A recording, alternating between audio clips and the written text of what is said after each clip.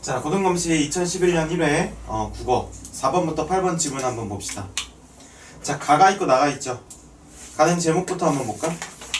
자, 시나 고전 시가를 분석하는 방법을 좀 알려주려고 하는데, 자, 일단은 잠깐만, 여기까지지? 네. 오케이. 자, 가가 있고 나가 있죠. 자, 가는 보니까 뭐라고 돼 있니? 가요? 응. 나보기가 역겨. 네, 김서월의 진달래꽃이죠. 네. 그 다음에 나는 뭐라고 돼 있어요? 정철의 관동별곡이라고 돼 있어요. 특별히 우리가 여기서 주목해야 될 것은 이 정철의 관동별곡입니다.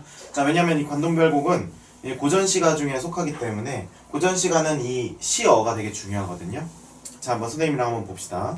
자, 가부터 봅시다. 자, 시 한번 읽어볼까? 나보기가 역겨워 가실 때는 말없이 고이번에 들이우리다. 영변의 약산 진달래꽃을 아름 따다가 가실 길에 뿌리오리다. 가시는 걸음걸음 노인 긋꽃을 사뿐히 지려밟고 가시옵소서. 나보기가 역겨워서 가실 때에는 죽어도 아니 눈물 흘리우리다. 자, 그러면 시어만 보면 전체적으로 느낌이 어때요? 안 좋아요. 네, 약간 부들부들 하고 있는 것 같은 느낌이죠. 그죠? 자, 요거 이렇게 딱 숙일 때 아마 나올 거야, 얼굴. 알겠지? 네. 그러니까 자, 조심하고. 자, 그래서 부들부들 하는 느낌이에요. 그런데 이 부들부들일 수도 있고 아니면 TT일 수도 있어요. 둘 중에 어떤 느낌일까? TT 아닌가? TT가 맞아요. 사실 이거는 그 어떤 시어만 보면 마지막을 한번 보면 나 보기가 역겨워서 가실 때에는 죽어도 눈물을 안 흘리겠다고 하지. 그럼 보통 이렇게 표현할 때는 두 가지가 있어요. 어떤 경우지? 야, 나 이제 다시는 너 안 봐. 이러는 경우가 있고, 그 다음에 야, 너 가. 나 이제 다시는 너 안 볼 거야. 이렇게 얘기하는 경우가 있죠. 그 중에 어떤 정서에 가까울까? 두 번째 정서에 훨씬 가깝겠지. 그죠? 그래서 가는 사실 역설로 아주 유명한 시예요. 역설로 유명한 시. 자, 이 화자는 지금 상대방한테 나는 말없이 고이 보내줄 거고 눈물도 안 흘릴 거고 너 가는 길을 막 꽃을 뿌릴 거고 막 이렇게 할 거야 라고 하고 있지만 이게 실제 자기 본인의 진짜 마음일까? 아니라는 게 느껴져요. 그죠? 예를 들면 첫 번째 연애 봤을 때 나보기가 역겨워서 가실 때에는 말없이 고이 보내 드리오리다. 말은 이렇게 했지만 사실 마음은 어떤 거야? 나 죽어도 못 보내 이렇게 되는 거죠. 네. 내가 어떻게 널 보내 이렇게 되는 거예요. 네. 알겠습니까? 그래서 가시는 걸음걸음 놓인 그 꽃을 사뿐히 지려밟고 가주세요. 그렇게 얘기한다는 것은 나를 밟고 지나가라. 내가 꽃을 뿌릴 테니까 그거 밟고 지나가라. 나를 밟고 가라. 나를 쏘고 가라. 약간 이런 말이랑 비슷한 말인 거죠.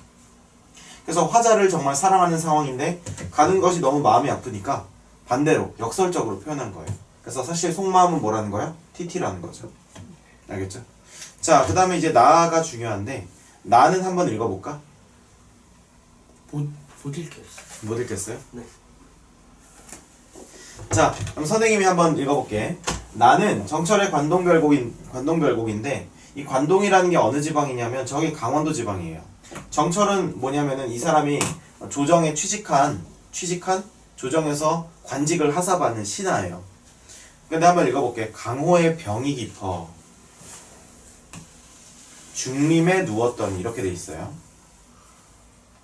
이거 근데 어떻게 읽어요? 그냥 읽는 거예요.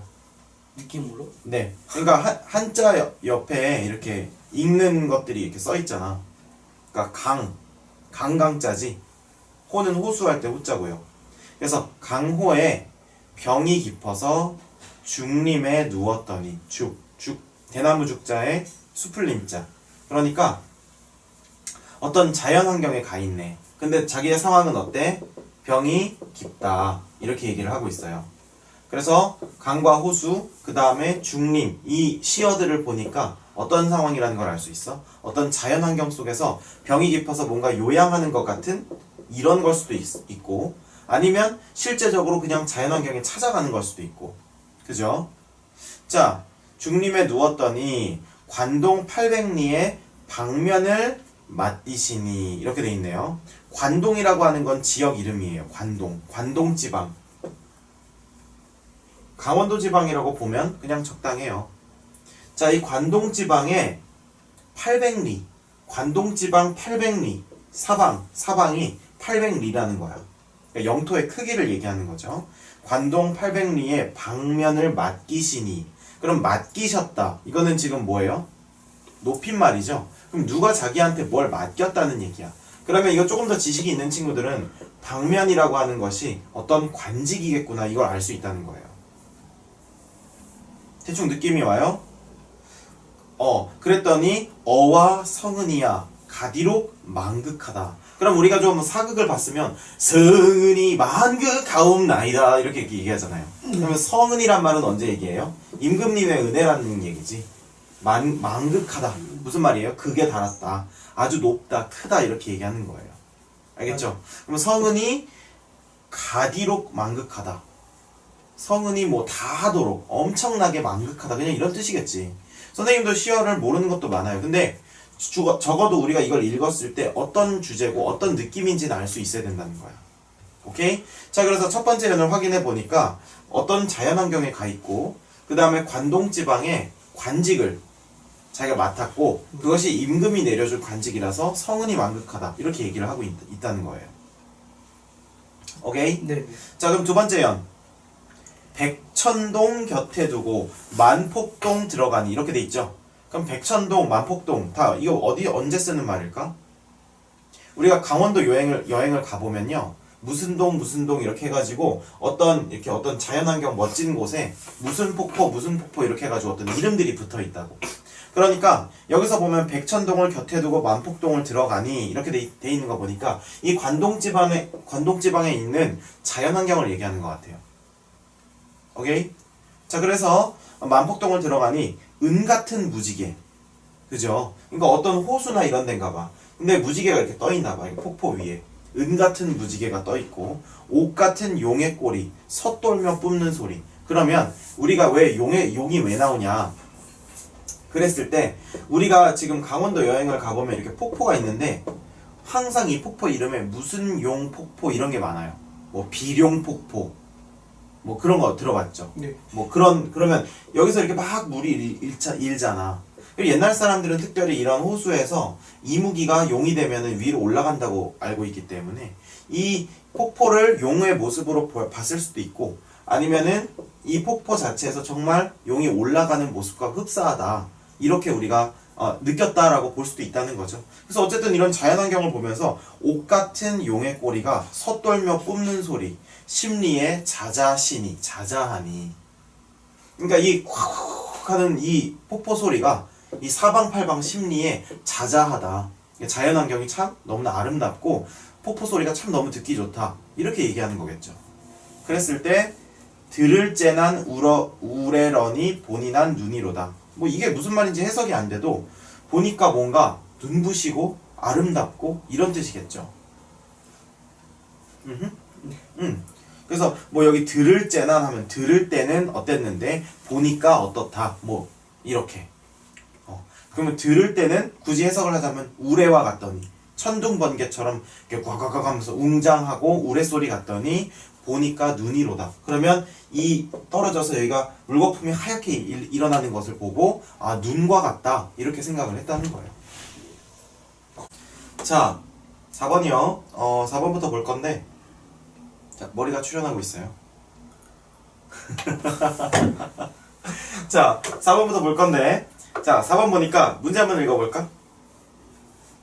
나의 공통점으로 적절한 것. 자 공통점으로 적절한 것은 이라고 했죠? 그럼 공통점을 일단 찾아야겠지. 자 가와 나에서 동시에 각각 보이는 어떤 모습은 뭐가 있겠어요? 자 1번 여성적 어조가 나타난다. 그러면 가부터 볼까? 가는 여성적 어조 맞니? 아니요. 아니에요? 맞아요. 맞죠. 나보기가 역겨워 가실 때에는 그 다음에 뭐 죽어도 안 이름을 흘리오리다 이런 거 보통 님을 보내는 어떤 여성적인 입장에서 노래됐다고 볼 수가 있는 거죠. 자 나는 아니죠. 이건 좀 남자 같죠. 관직에 임명됐고 했으니까 전체적인 분위기가 물론 여성이 관직에 임명됐을 수도 있지 않나요? 했을 텐데 시대적 배경이 그런 배경은 아니죠. 자 2번 남녀간의 사랑을 노래한다. 아니요. 가는 아니요. 맞죠. 나는 아니죠. 사랑을 노래하진 않잖아요. 남녀간의 보내는 게 사랑이에요? 둘 다. 이별이니까 네, 남녀가 서로 사랑하는 게 아니잖아요. 사랑에 대한 테마잖아요. 한 명은 사랑하지만 한 명은 떠나가는. 네. 어쨌든 이거가 아니니까 확실히 아닌 거죠. 네. 자, 좋아요. 자, 3번 일정한 음보로 리듬. 리듬감이, 라임이 좀 드러난다. 나보기가 역겨워 가실 때에는 말없이 고이번에 들이오리다. 영변의 약산 진달래꽃 아름 따다 가실 길에 뿌리오리다. 가는 맞아요. 간 맞죠? 네. 강호의 병이 깊어 중림에 누웠더니 관동 800리의 방면을 맞디시니 어와 성은이야 갈수록 망극하다. 백천동 곁에 두고 만폭동 들어가니 은같은 무지개와 옷같은 꼬리 용의 꼬리 섣떨며 뿜는 소리 심리에 자자하니 들을 째는 우레러니 본이나 누리노라. 이렇게 돼 있잖아요. 어떻습니까? 일정한 음보 띄어쓰기 구절로 리듬감이 느껴지잖아요. 알겠습니까? 자, 그 다음에 자연을 예찬하는 태도는 어디에만 있어요? 나에만 나에. 있겠죠? 오케이? 됐습니다. 자, 기억의 역할로 가장 적절한 것은 기억. 진달래 플라워. 진달래 플라워요? 네. 회상의 매개체. 아이 뭐라는 거야? 뭐라는 거 화자. 하는 거지? 화자의 분신. 화자의 분신이겠죠? 진달래 꽃을 뿌릴 테니까 네가 그거를 밟고 가라 하는 건 날 밟고 가라 이런 마음으로 지금 얘기를 하고 있는 거죠. 맞습니까? 자, 그 다음에 6번 가에 대한 감상으로 적절하지 않은 거 진달래꽃 얘기하는 거예요. 자, 1번 읽어봅시다. 인과 이별을 슬퍼하는 모습에서 전통적 한의 정서가 느껴져. 네, 한스럽죠? 뭔가 가슴 깊이 사무치는 그런 소울이 있죠. 자, 2번 꽃을 뿌린 모습에서 떠나는 임을 축복하려는 마음이 느껴져. 네, 축복 안 하고 있죠. 자, 3번 입을 절대로 보내고 싶지 않는 마음을 강조한 것이 아닐까. 그리고 쉽게 이별하는 것으로 보아 진정으로 사랑하는 것은. 그래서 여기서 3번이 이 시의 아주 중요한 포인트인데 임을 절대로 보내고 싶지 않은 마음을 역설적으로 강조한 거예요. 너 가면 고이 보내줄게 뭐 이런 거 있잖아요. 나를 밟고 가 뭐 이런 거 있잖아요. 이런 거랑 비슷한 거죠. 알겠습니까? 네, 그래서 여기서 보면 정답은 몇 번이겠어? 4번. 옳지 않은 거니까 2번이겠죠. 4번이죠. 아, 맞네.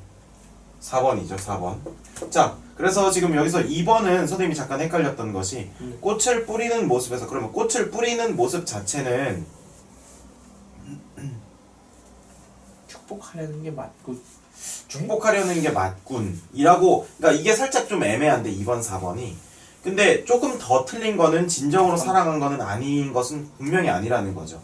그러니까 꽃을 뿌리는 행위 자체는 축복인데 거기 그 떨어진 그 꽃잎들을 자기 자신에 이제 비춘다면 나를 밟고 가라는 거니까, 그러니까 오히려 헤어지고 싶지 않다는 것을 강력하게 표명하고 있는 거죠. 알겠습니까? 그래서 이렇게 헷갈릴 때는 확실하게 아닌 것을 고르시면 된다는 겁니다. 알겠습니까? 자, 7번 니은의 내용을 바르게 이해하는 것은, 니은이 뭡니까?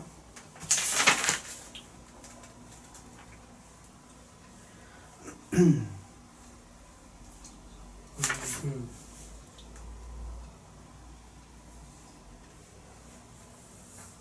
2번.